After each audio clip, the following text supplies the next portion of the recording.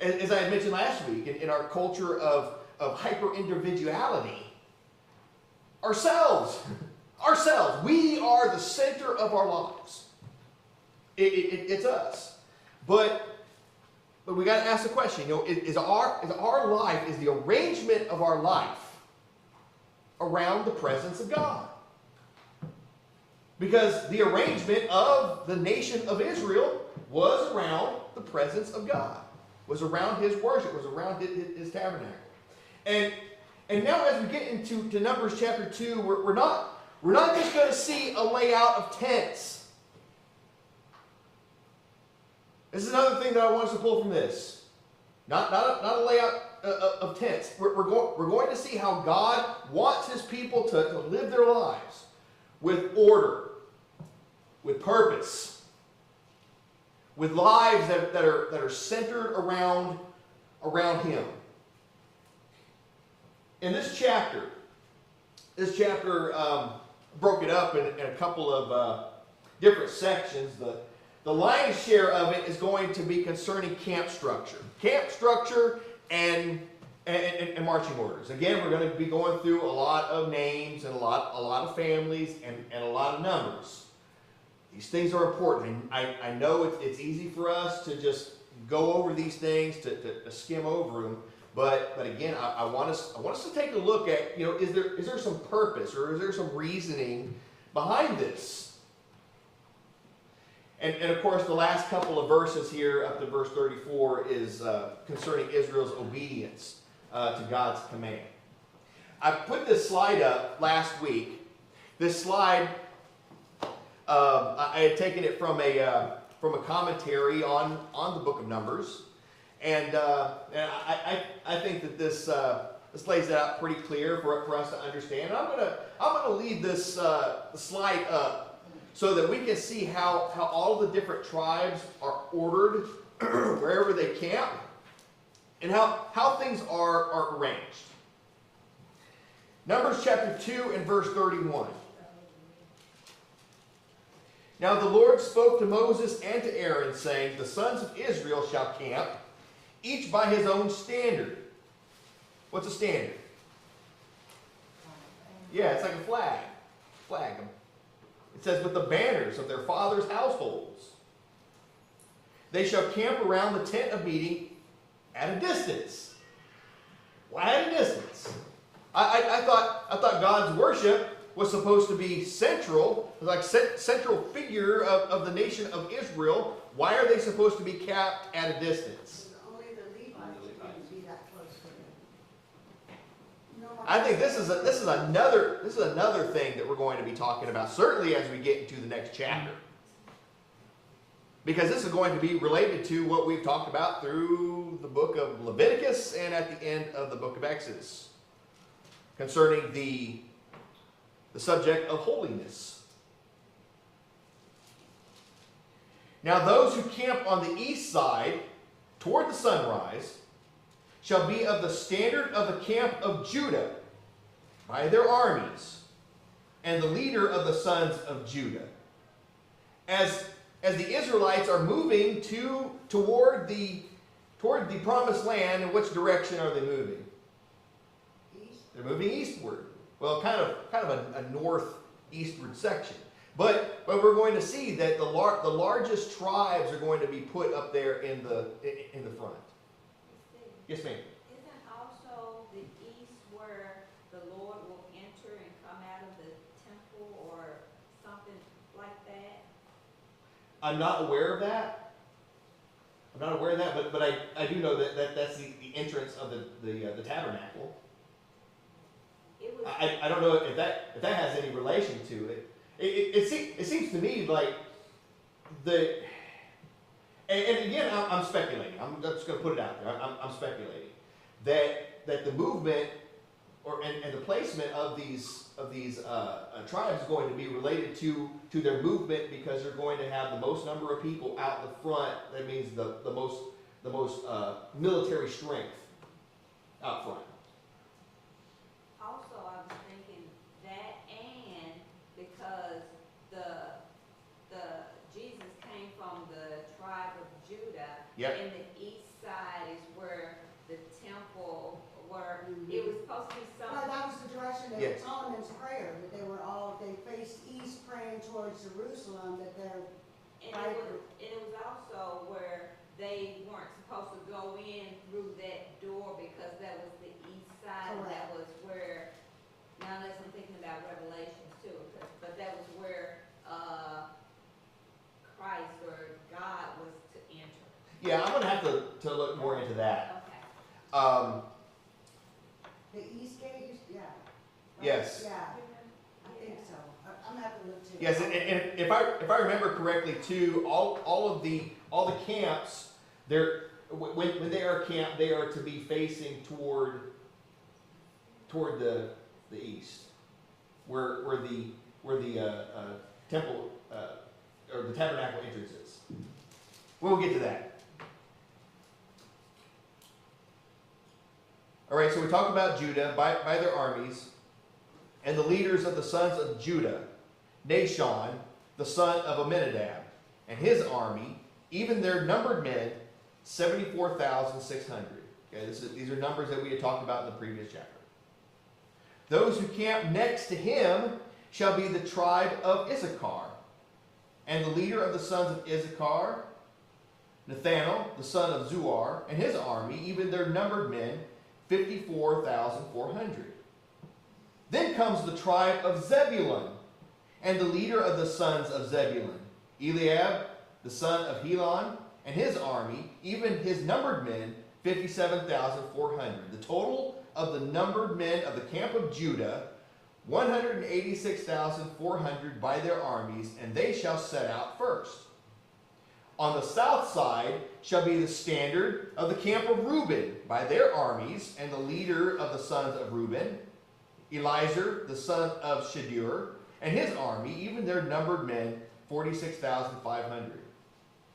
Those who camp next to him shall be the tribe of Simeon, and the leader of the sons of Simeon, Shelumiel, the son of Zurishaddai, and his army, even their numbered men, 59,300. Then comes the tribe of Gad, and the leader of the sons of Gad, Eliasaph, the son of Duel, and his army, even their numbered men, 45,650. The total of the numbered men of the camp of Reuben, 51,450 by their armies, and they shall set out second. Then the tent of meeting shall be set out with the camp of the Levites in the midst of the camps. Just as they camp, so shall they set out, every man in his place by their standards. On the west side shall be the standard of the camp of Ephraim by their armies, and the leader of the sons of Ephraim shall be Elishama, the son of Ammihud, and his army, even their numbered men, 40,500. Next to him shall be the tribe of Manasseh, and the leader of the sons of Manasseh, Gamaliel, the son of Pedazur, and his army, even their numbered men, 32,200. Then comes the tribe of Benjamin, and the leader of the sons of Benjamin, Abidan, the son of Gideoni, and his army, even their numbered men, 35,400. And the total number of the men of the camp of Ephraim, 108,100 by their armies, and they shall set out third. So when I'm reading here, when it's talking about setting out, what is that in reference to? When they break camp and move. And this is one of the things that I kind of skipped over here. Concerning the Levites, when do they move? After the second, Yes. yeah. So- it goes Judah, then the second break, and then them, and then the other camps. Right. I'm not, I haven't got that memorized yet. So we got the Levites who are going to be central in the camps. Not only that, whenever they move, They're gonna be the sent. Levites are going to be central. They're going to be covered half the nation on the front, half the nation on the back. Not by number, of course, but half by tribe. In the Levites, part of them, they moved right after Judah, but then the other part moved later on because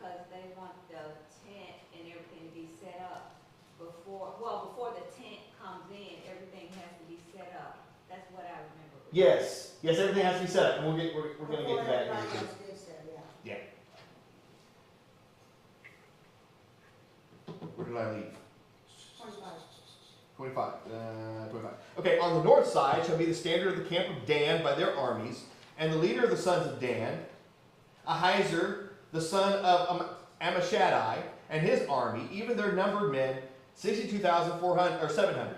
And those who camp next to him shall be the tribe of Asher, and the leader of the sons of Asher, Pagiel, the son of Ochran, and his army, even their numbered men, 41,500. Then comes the tribe of Naphtali, and their leaders of the sons of Naphtali, Ahira the son of Enan, and his army, even their numbered men, 53,400. The total of the numbered men of the camp of Dan was 157,600, and they shall be set out last by their standard. So you take a look at verses 1 and 2. You know, the Lord spoke to Moses and Aaron, saying, "The sons of Israel shall camp each by his own standard around the tent of meeting at a distance." Now again, you know, God, He is the one that initiates things. He is the one that gives the instructions here. And what does each tribe have?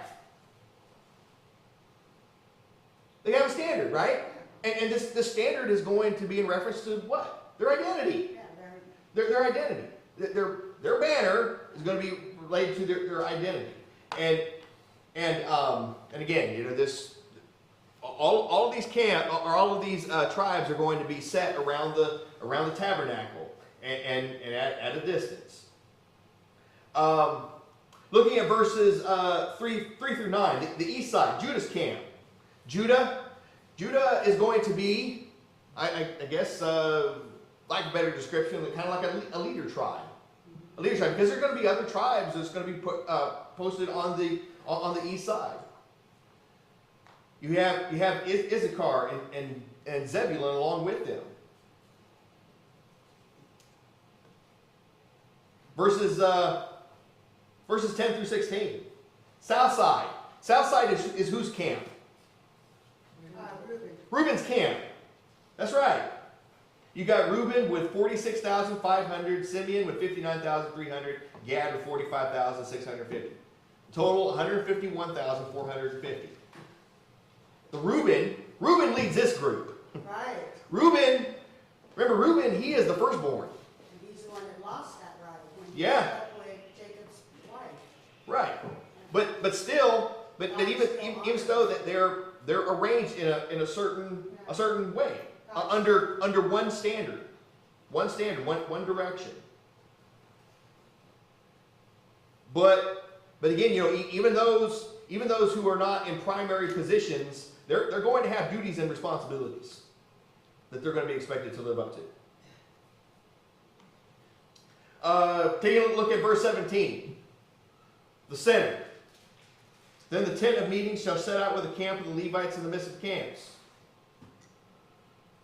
Again, the tabernacle is central. The tabernacle is central when they're camped. The tabernacle is central when they're moving. Movement. Movement is structured. Everybody has order. There's no chaos here. Verses 18 through 24. West side. Who's head of the west side?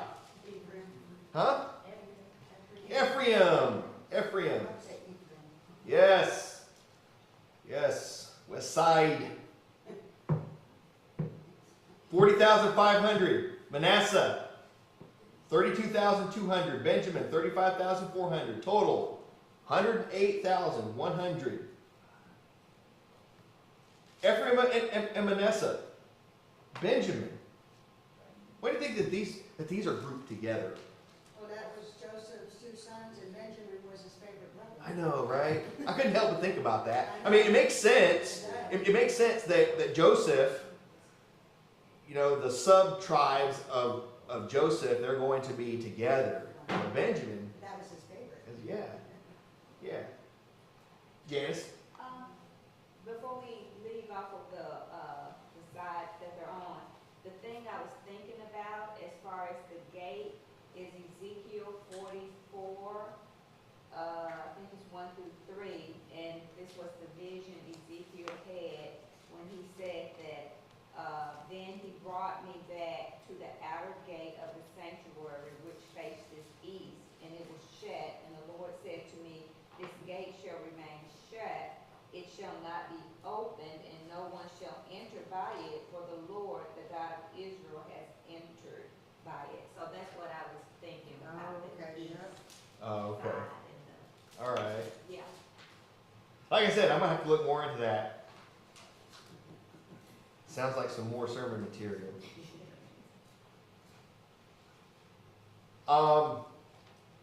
Ephraim, Manasseh, Benjamin, little tribes. But I think what this points to is the fact that size doesn't matter. What matters? When it comes to importance, size did not determine importance. Every group matters. How God wants things arranged, how God wants things planned, every group matters. 25 through 31, north side. Whose camp is that? Dan's camp. Dan's camp, and they are the largest group after Judah. And again, like I said, and this may be related to when it comes to size, putting the larger armies out front, because the direction that they're going to be moving is kind of a northeast direction. Jessica. I thought that was so ironic that they were in the north position, because when they went into the land of Canaan, Dan was the tribe that could not defeat all the enemies. So instead of defeating them all, they went north and resettled their boundary up there instead of where they were supposed to be. Mm-hmm. And I just thought, wow, that's funny that they were in the north position from the beginning, and that's the direction they continued to go. Sure. It was way north. They never went any other direction but that direction. It was just ironic to me. Yeah. So taking a look at some big themes. You're writing the outline for this chapter. What would you say is the big theme here? There could be more than one. Some major points. I think we talked about one in particular. One that I want to. Yes. God is centered. Everything is arranged around the tabernacle in an order. In an order, which goes to the next point. Yes, sir. I was going to say unity, just on what I've been hearing. Yes. Unity, identity. Everybody. God is not only seeing people as individuals, He's also seeing them as households and as families and as tribes and as a nation. Everybody is given an identity, and all this identity, even though they come from different families and different tribes, and they are all unified into one nation. And in this unified nation, God is. It was a diverse unified nation. Yes. But again, how about the theme that we have talked about from chapter 1? God is a God of order, not of chaos, not of disorder. He gives specific places. He gives specific groupings. Not only that, specific movement. Everybody's not allowed to just get up and go whenever they want. They have to move in a certain way, in a certain order. I have a question. Yes, ma'am. So, you have, the sides that the tribe of Israel is on, and within that center, the Levites, they are on certain sides of That's correct. Correct, yeah. okay. Yes. So, when they say, okay, east side, west side, then the west side that the Levites are on, they lead with the west side and east, okay. Yes. And we're going to take a look at the placement of the Levites. Levites is going to come into play when we get into chapter 3.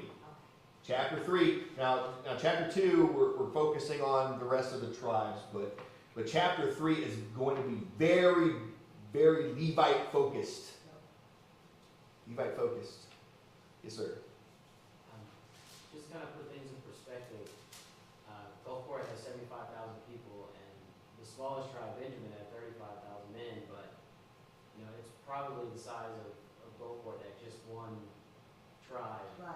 So we're talking about a massive amount of people. Massive amount of people, correct, yes. I love that perspective. It could be, you know, And a couple even- million Yeah, total. massive amount of people. Yes. And again, in relation to the entire tribe, think about how many people. I mean, you just got that one small tribe. Now combine them all. Right. How do we move this? How do we move this people? Whenever an evacuation order comes to the Gulf Coast, how do things look in Gulfport? Oh, Lord. Right. People go, It's chaos. panic! It's chaos. The government tries their best, Yes, I you know. know, to get everybody out, moved in an orderly fashion. But sometimes all it takes is somebody's car to break down on Highway 49, and then you got a mess. All right. So again, God is at center. You know, God, He is a God of order. Unity, but with structure, with order. You know, what's that? My family. Yes. Because they weren't known by their last names, they were known by their family. By their fathers. No, You know, no. this is just identity. You know, and you have one nation, but organized into distinct groups. And this group is not by race. This group is by family. By family. Who's your father? Right. Who's your father? You know, this idea when a couple gets married, who do they? That whole family takes on the surname of who? The father. Why? Well, because of the patriarchy, right? Or is it because of better identity? You know, who? It's difficult to identify people by their mother, but who's your father? Who's your father? Who's your father's father? Who's your father's father's father? You know, this is how people identify with family by sharing a surname, and in our culture, in our society, we have a standard, and there's a purpose of that. It's not so that this is just men ruling over women and the patriarchy and all that kind of stuff. No, it's about family identity and about society structure in society. I'm sorry. Go ahead. Yes. You mentioned something about race, and here they're all the same race, but today we are not identified by race either when because we're in the Lord's kingdom, so we're identified by the Father. Yes. Correct. And we're also not only identified as a kingdom, we're also identified as a household, Right. part of the same family, right? With one father. And Under one banner. yes. Emo. Their organization made it easier to tell, to keep genealogies, to tell who is an Israelite and who isn't later on. And also help them to divide up the land and the promised land, because they had everybody organized The land was divided by size and counted. Mm-hmm. Yeah.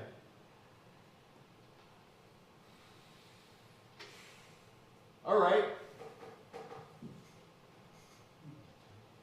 So, in this section here, okay, I think we've already answered this question. You know, why do you think God placed a tabernacle at the center of the camp?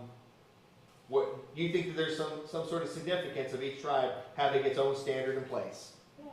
Yes. Order. Eric. It's interesting that the east, the south, west, and center, every one of them are Jacob's first wife, Leah. Yeah. The only one that doesn't match is Dan, which is by Bilhah, Right. proper probably representative of Jen Dodds.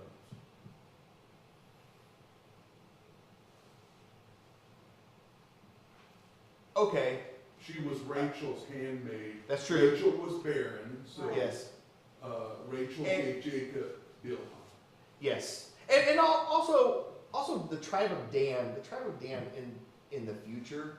Yeah, it's very They are- surprising he's even there. What's that? I said it's surprising he's even there Right, exactly. because his historical value to Israel put him off into idolatry. Exactly. Yeah. Yes. Oh, the Danites. They had all kinds of problems, all kinds of idolatry It problems. started right when they, Yeah. from the beginning for them, I think. But when we think about this organization, you know, how does this challenge the idea that structure is unimportant in spiritual matters? When it comes to doing spiritual things, you know, we're looking at society today. You know, whatever makes you feel spiritual, that's what you do. That's what you do. I don't need the church. I can worship by myself at home. I can go. This weekend I'm going to go on a camping trip, and I'm going to go up to the mountains, and I'm going to get in touch with God, and I'm just going to go and worship Him, and I'm just going to go worship. I'm just going to do whatever it is I want to do. How does this challenge that? Me, Mom? It makes that Katie? very selfish, that they think they can do a better job of it than following God. Yes. Yes. God gives His structure for a reason. It's for a purpose. And that purpose is for our good, for our benefit. Absolutely. Sister We're a Katie? mess without structure. Sister I Katie? was just gonna say, even though we're not a tribe of part of the Israelite tribe, God still gives instructions for the order of His church, of His family. Exactly. Yes. Yes. And how we're to worship. And that structure and those directions matter. Yes, yes. It matters. Me, Mom? I think it's a cop-out, because they just too lazy to get up and search for God. They want to be accountable. They don't care how God says, because they have a lack of knowledge. Right. Well, again, reading all these hard to pronounce names and all these numbers and all these chapters that we skip over, It's written for. they teach us some things. Let's take a look at verses 32 to 34. We just got a few minutes left. These are the numbered men of the sons of Israel by their fathers' households. The total of the numbered men of the camps of the armies, 603,550. That number again is what? What's that? Is it man, not woman? Fighting men. Yes, fighting men. Yes. And no So Levites. can you imagine now the total size of the nation of Israel? It only took 400 years to take a group of about 70 people to turn into over a million. Yeah, exactly. The Levites, however, were not numbered. Oh, that's another point. This is just fighting men, That's not how including the Levites. Exactly. Are the Levites going? What about their counting? They're going to be counted. This next chapter. Yeah, they'll be counted. Yep, to be counted, but for a different But reason. For a different reason. For a different reason. And that is going to be the offering, the redemption of the firstborn. We'll talk about that next week. Maybe. Next week is kind of a long chapter. Thus the sons of Israel did according to all that the Lord had commanded Moses. So they camped around by their standards, and so they set out, everyone by his family, according to his father's household. All right, so again, the numbered men of the sons of Israel by their father's household, the total number of the men of the camps by their armies, 603,550. Now that confirms the same number that we read from Numbers chapter 1. But what does it emphasize? Emphasizes family. emphasizes organization into camps. But not only that, again, the subject matter is about military readiness. It's not just getting a count. How many people you got? This is for military readiness. How many cost? Yes. And again, this just emphasizes the fact that God's people are counted and they are organized and they are prepared for a purpose. Verse 33 again, the Levites again they're set apart. Repeats what we read about in chapter 1. The Levites are to be excluded, and this is not an oversight of the Levites. This is in accordance with God's command, and they were obedient, and it's going to reinforce their unique role, because Levites are indeed going to have a unique role. But when it comes to God's instructions are specific. They are intentional, and meant to be followed how? To the letter. To the letter, exactly, precisely. And even in this, not everybody has the same role, but every role matters.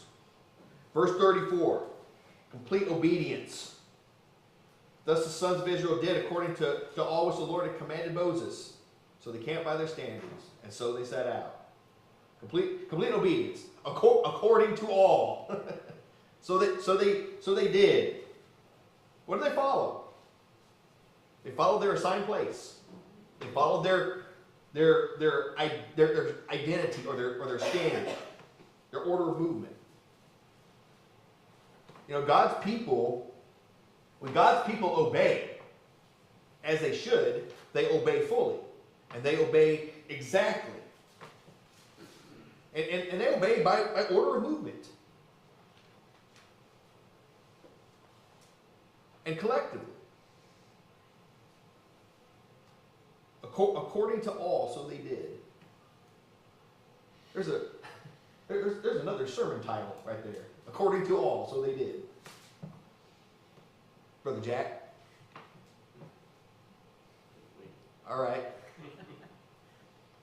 I mean, this is one of the clearest statements of obedience that you can find in the early part of the Old Testament.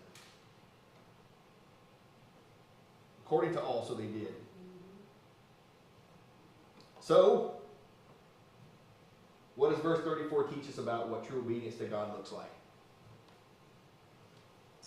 Do what you're told. Do what you're told. Yes, do what you're told. How? Well, what if you give your kids some money and you send them to the corner store and you say, go pick up some bread and milk, and they came back with bread and milk and a candy bar? Did they do what you told them to do? No.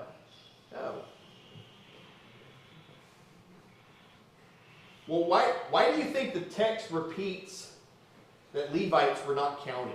Because they weren't made for war. They were priests. Yes, they're going to have a separate and distinct role, and we're going to get into that as we get into the next chapter. Israelites, yes. Yeah. So they had a specific role. Yes, and these roles are going to be respected. Correct. They're going to be respected. They're going to be purposeful. They are not going to be confused. Right. Everybody's going to know what they're going to do, even of the Levites. Even the Levites are going to be divided into households, and each of these households are going to have specific things. Because, you know, who is going to conduct the worship and the sacrifices and all of that? All the Levites? No, just the priests, Aaron's sons. Aaron's sons. Aaron's sons. But the other Levites still had jobs to do. Aaron's sons, including Nadab and Abihu. No.